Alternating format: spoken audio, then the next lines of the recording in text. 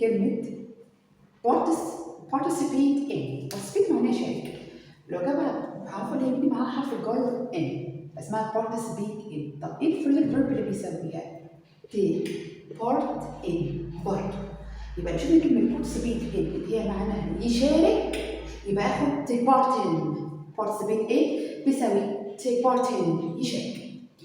catch up معناها يلحق، يعني يلحق حد مثلا او يواكب، يعني مثلا بتواكب الموضه، بتساري هذه الموضه، بتواكبها، كل ما تطلع قدام انت بتساريها، تمشي عليها، او يلحق حد catch up. طب ايه كلمه catch up وكاتش اب with؟ انا قلت لو جالك حرف جر يعني preposition واحد بس يبقى انت مش محتاج هنا اي مفعول، لكن لو هنا كاتش اب with يبقى لازم اجيب مين اللي هلحقه شخص ما ولا الموضه ولا مين؟ يبقى انا هنا محتاجه مفعول، لازم مفعول. يبقى لو جالي حرفين جر للفيرب preposition يبقى انا عايزه مفعول هنا مش شرط، ممكن اقفل بنقطه في الاخر، اقفل بنقطه. find out نفس الكلام، find out about.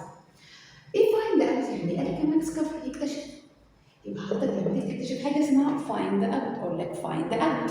طيب لو عايزه لك اكتشف مثلا الحلول، غير come up with دي حاجه ثانيه. find out about solution يعني اكتشف الحلول مثلا. find out about يبقى هنا عايزه مفعول.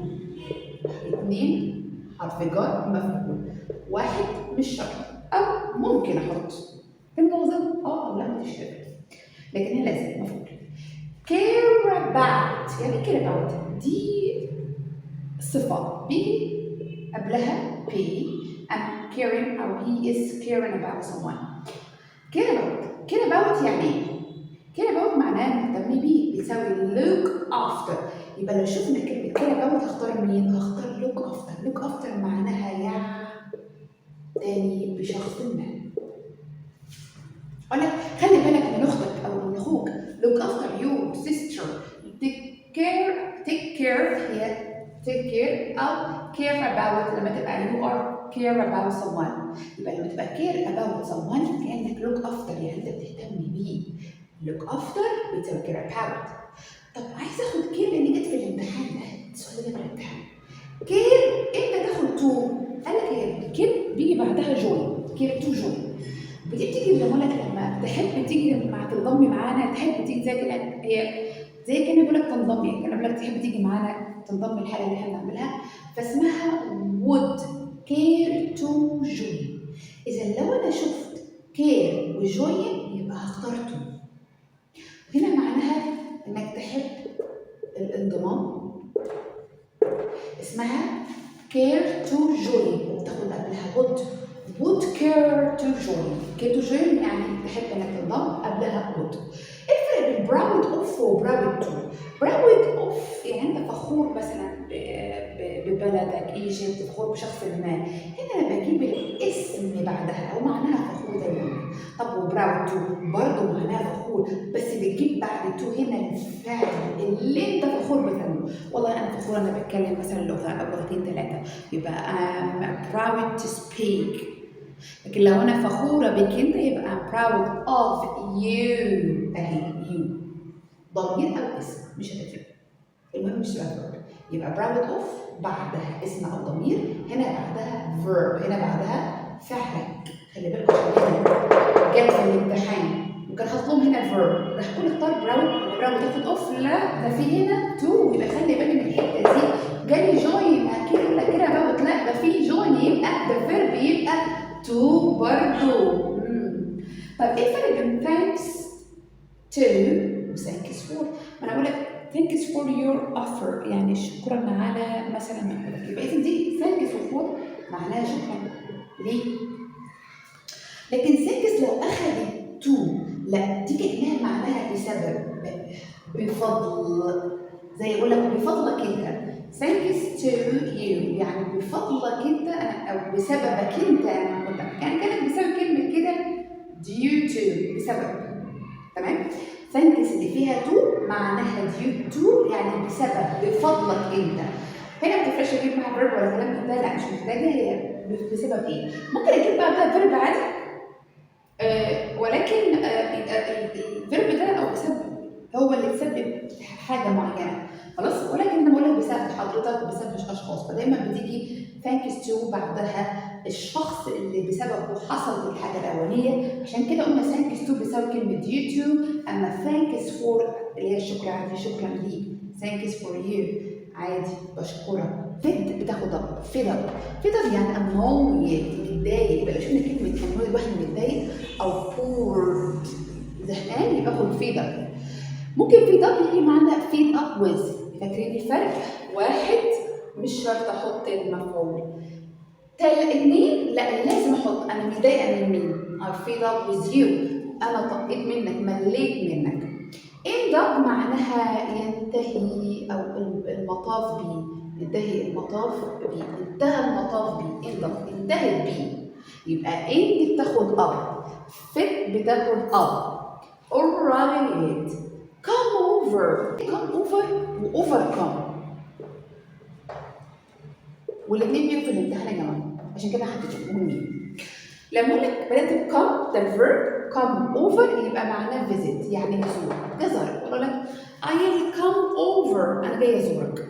لكن لو بدات باوفر بحرف الجر يبقى دي معناها يتغلب على ينتصر، يعني مثلا واحد تغلب على مرض معين يبقى اسمها overcome، يبقى حرف الجر الاول، حرف الجر الاول. لكن come over يبقى visit، come over يعني شوفوا الفرق صغير، ممكن يجي الاثنين على فكره احطهم لك في اختيار واحد عادي مش مشكله، احنا برضه خلاص فهمنا الفيرب مع حرف الجر يبقى ده معناه visit، حرف الجر ده في الاول مع بعده حرف الجر يبقى معناها be، معناها لازم اتغلب عنه.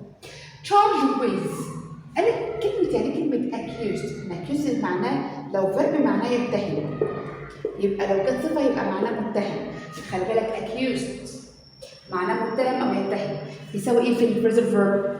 charge with يعني اتهموا، عملت لك charge with، charge with بيساوي accused متهم يعني يتهم. alright swap with، ما swap يعني بدل، يعني بسبب كلمة replace، بس swap بتاخد with، swap this with ده، بدل ده بده، swap with.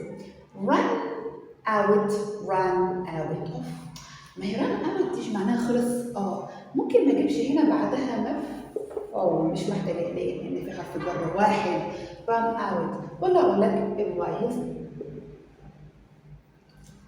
is run out يعني نفذ الرز خلص.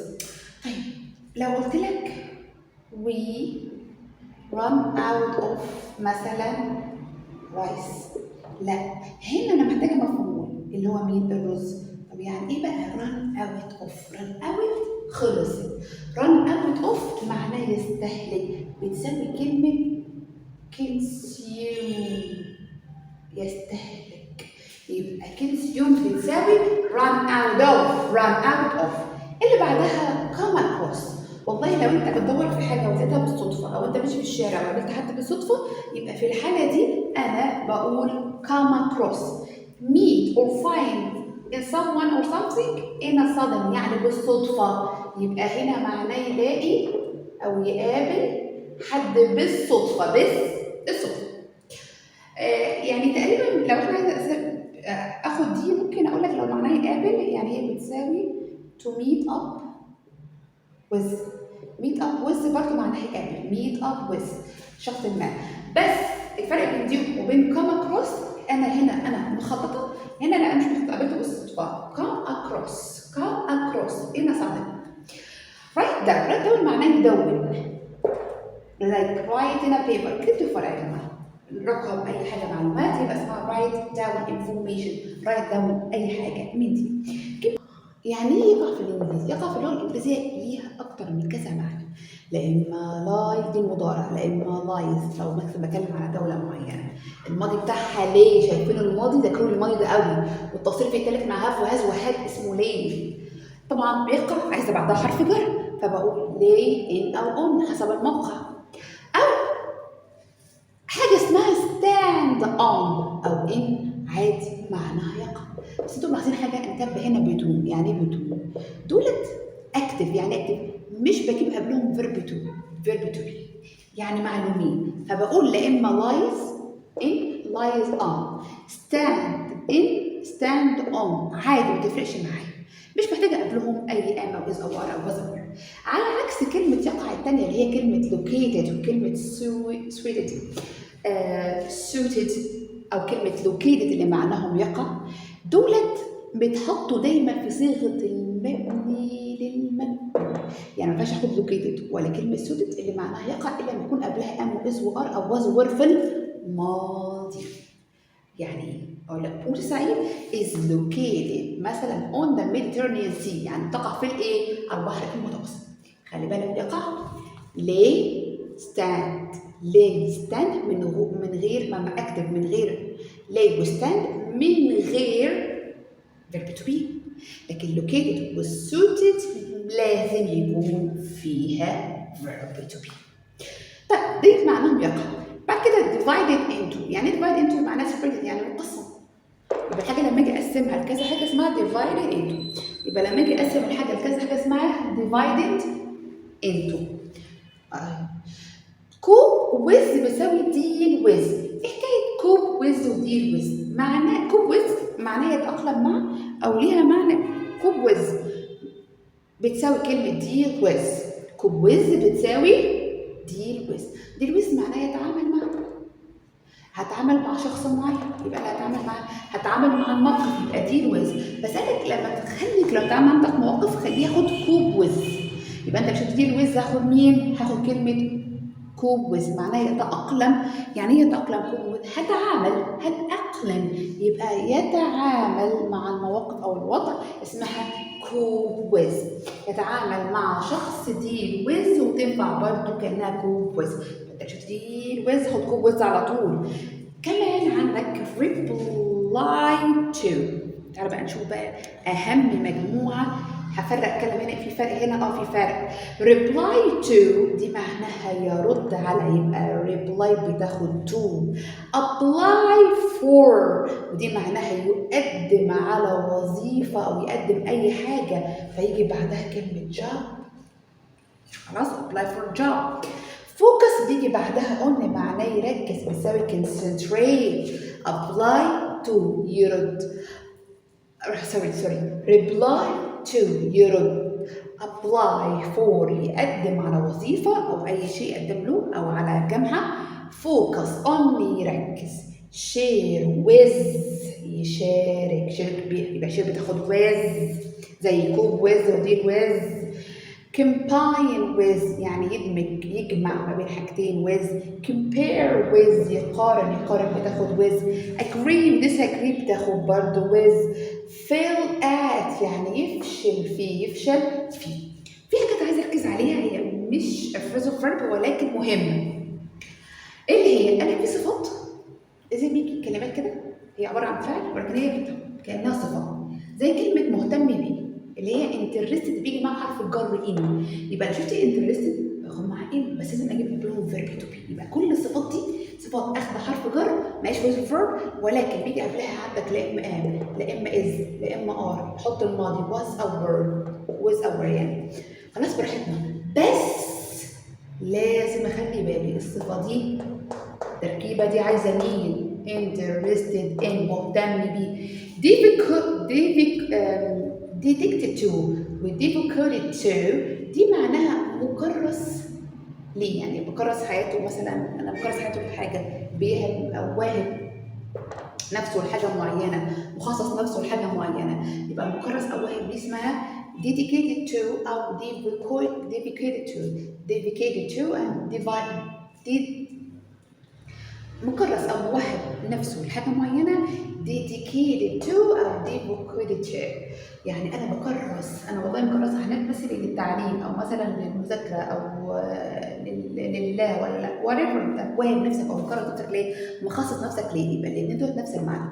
خلاص برضه انتوا ملاحظين ان هنا معظمها واخدين تو لكن مش كله طبعا. انترستد بتاخد ان وسبيشاليز هنتكلم دلوقتي. ريليتد تو يعني متعلق بيه، يعني مخصص. يعني مثلا والله القلم ده متعلق بالمدرسين، في المشرط ده متعلق ليه علاقه يعني ذي صله is related to خليكم من الحته اللي جايه دي.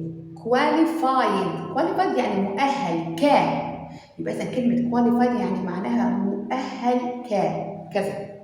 specialize in وده معناه متخصص في. خلي بالكوا دي من الحاجات اللي ممكن يعني باذن الله ممكن تجينا في الامتحان، والحاجات المهمه الصفات اللي قبلها verb to be وبعدها حرف جر، لان احتمال تجيلك في الامتحان. interested in خلاص دي كده to. في كلمه دي اللي هي انا ما خدتش بالي منها، الكلمه دي زي ايه كمان معلش؟ addicted to، ودي معناها مدمن على حاجه. لو حضرتك انت مدمن على اللعب الفيديو جيمز يبقى I am addicted to the video games. مدمن addicted to. كلمة specialized قلنا ان معناها متخصص فيه، surprised by يعني متفاجئ بيه. عايزة بقى دي، احنا خدنا في حاجة اسمها effect of يعني أثر على. دي برضه من الكلمات اللي ممكن نحطها هنا effect of. أما impact لازم ياخد مع حرف الجر on، ولكن impact مش بتاخد مش صفة، لازم يجي قبلها have أو has فقط لا غير.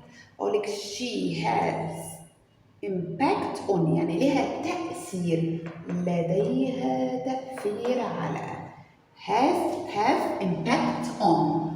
وكده يبقى احنا خلصنا المجموعتين اللي في كل السنة كلها بشكل بسيط جدا ومهم جدا وبنسبة كبيرة، والله ما أقول شيء ممكن تجينا في الامتحان.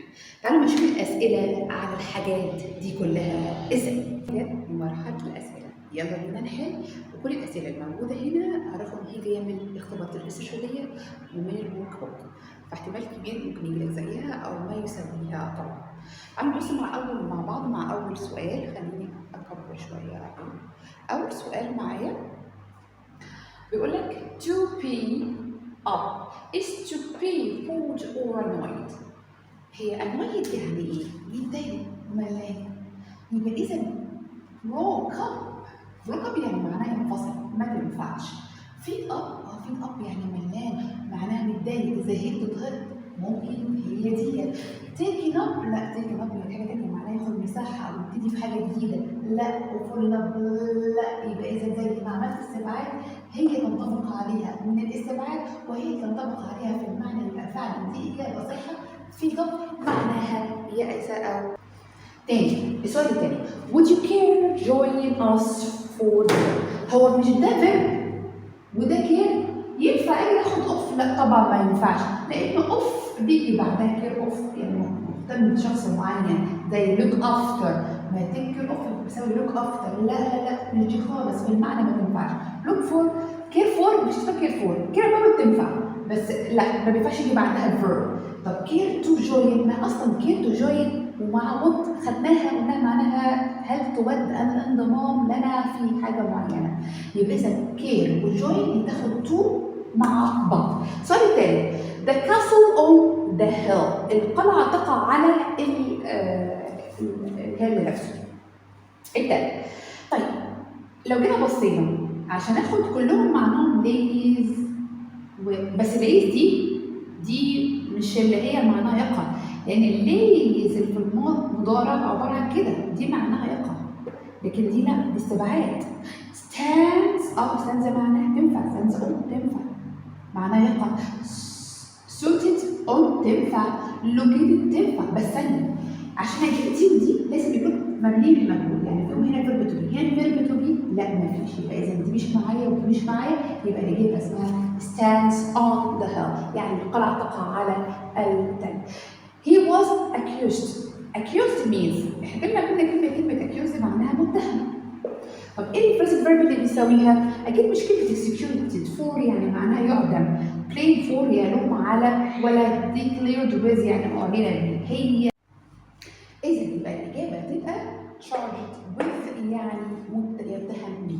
السؤال الخامس she could hold obstacles and challenges despite hard life، يعني هي حاجة العوائق رغم خلي بالك كلمة عوائق ديت لأن هي بتيجي في الامتحان برضه من الكلمات الهامة في المنهج بتاعنا إن شاء الله ناخدها في المراجعة برضه. هي عملت حاجة في العوائق ديت والتحديات رغم من صعوبتها. يا ترى create هي تختلط بالobstacles؟ لا. come into come in بتطحن يعني ولا مش؟ لا طبعا. hand in يعني ايد حد في ايديه عوائق، العوائق ما بتتحطش في الايد. ولا overcome، فكده قلت لكم لما over تيجي قبل come يعني معناها يتغلب على، يبقى الاجابه هتبقى overcome. Yes, يلا بينا. All the clubs proud take part in the Club World Cup 2024. I'm sorry. All the clubs proud take part in the Club World Cup 2024. لو شفنا براود احنا نقول خلاص اقف على، لا اهدوا مش في هنا فيرب. طب ما فيرب يبقى عايزه تو. طب هي براود بتاخد قبل بتاخد اوف وبتاخد تو، بس لو عندك فعل يبقى هنا تاخد تو. يبقى اذا اوف دي مش معايا وهي في حاجه اسمها ان ولا ان استبعاد، يبقى طبقا للمعنى دي هنا طبقا للاستبعاد والمعنى يبقى الاجابه الصحيحه هي to proud to take part in، فخور ان هو يشاركوا في كاس العالم 2025. 7 my teacher sometimes neglected my حاجه in playing games. والله مين اللي فيهم هنا بياخد ان؟ anxiety يعني قلق في اسمها anxiety ان ولا كير ان؟ اصلا كير اصلا ما تعرفين ان دي بتاخد فور او اسفه كير بتاخد كير تو، لو معاها جوين تاخد about. concern about something برضه يعني about، يبقى اذا هناخد my interest اهتمامي بالالعاب. Teacher told us that she couldn't accept the project. مش قبل المشروع ده التيتشر هنا كده. This means she agreed with that، قبلته ولا she turned it down with that. ايه حكايه turn down؟ احنا كنا خدناها قبل كده، قلنا turn down يوطي الصوت، decrease volume او يرفض reject. يبقى في الحاله دي هي ما قبلتوش، يبقى تنفع دي ما تنفعش. she come across يعني قابلته لقيته بالصدفه، لا طبعا. she applied for قدمت عليه، لا طبعا. يبقى المعنى والاستبعاد يبقى هي دي الاجابه الصحيحه. wait for few months. Okay, wait for few months. The prize will السنة حصل ايه؟ come across هنقابله فين؟ بعدين ثانية في حاجة اسمها came up with. ما هي came up with دي يا جماعة عايزة بعدها مفعول، يبقى استحالة اخدها لأن هنا مفيش غير نقطة. ما انا قلت لك 2 حرف جر مع came up with اللي هي معناها يستنتج، يبقى عايزة بعدها مفعول، ما تنفعش. دي أول استبعاد ولا لا؟ come across يقابل، come from يعني جاي منين؟ come down، came down مثلا will come down. لا will come down يعني السعر هينزل زي كوز من كده، يبقى هنا هختار الإجابة اكتبها come down، هيحصل له انخفاض في الأسعار.